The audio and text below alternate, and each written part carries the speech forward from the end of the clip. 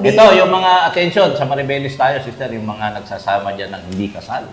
Iba yung may basbas ng Siyempre naman, may oo. kapal at may basbas ng LGU Legal na chip, ano, di ba? oo. Inaanyayahan ng pamalaang bayan ng Maribeles ang mga residente na nagnanais magpakasal. Ha? Kasal hindi sakal, ha? Daan daw lumagay sa tahimik. Lumagay. Parang Gusto lumagay sa natahimik ka. tahimik. Talaga mamang natatahimik.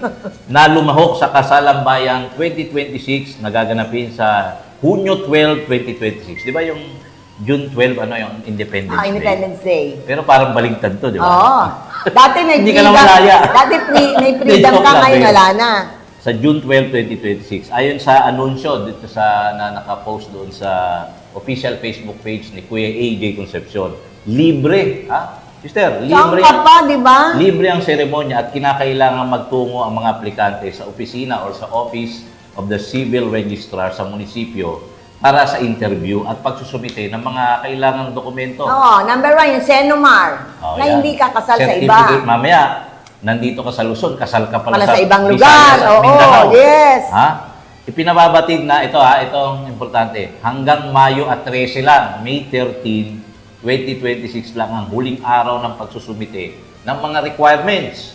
Kabilang sa mga kailangang ihanda ang sedula o yung resident certificate, Soriano, valid ID, Aha. birth certificate at pagdalo sa family planning seminar. Hindi pwedeng wala seminar.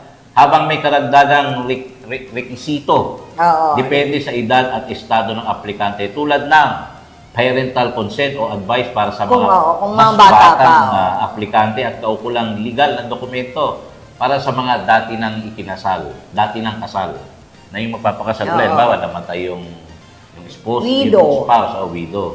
Para naman sa mga nagsasama na ng 5 taon pataas, yan ha, 5 taon pataas, mga byudo o byuda, at mga aplikanteng may banyagang kapareha, yung mga may foreign, Apam. mga apa, may hiwalay na listahan ng mga dokumentong dapat isumite. Yes. Ang programa ay sinasagawa sa pagtutulungan ng Local Government Unit ng Maribeles, Local Civil Registrar at Philippine Statistics Authority. At siyempre, para sa kumpletong detalye, magtungo lamang dito sa nakapost na official na anunsyo sa Kuya AJ Concepcion Facebook page. Yan. Ano? Or kung malapit kung sinisipag kayo, punta kayo ng Punta lang, munisipyo. nandun lang kayo, walking distance, Oo, isang punta kayo tricycle ng lang. munisipyo para mas malinaw. Punta na kayo doon, ha? Ano po Oo. ba yung mga kailangan? May mga kailangan. So may magkaibang, ano, pag ang spouse po or yung partner mo, AFAB, di ba? Oo, Or oo, foreign, oo. ano,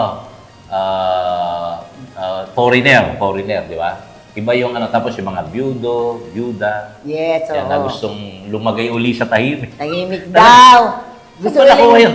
gusto nila yung guluhin yung buhay nila. Diba, pareho kayo, hindi naman kayo magkamag-anak or pareho ibang Magsasama tao, kayo. magsasama kayo. Tama ba yun? Lalagay sa tahimik. Come to think na ibang ugali nun sa ugali mo. Ay, baka hindi, yung mga kabataan, lalo na yung mga Gen Z, di ba?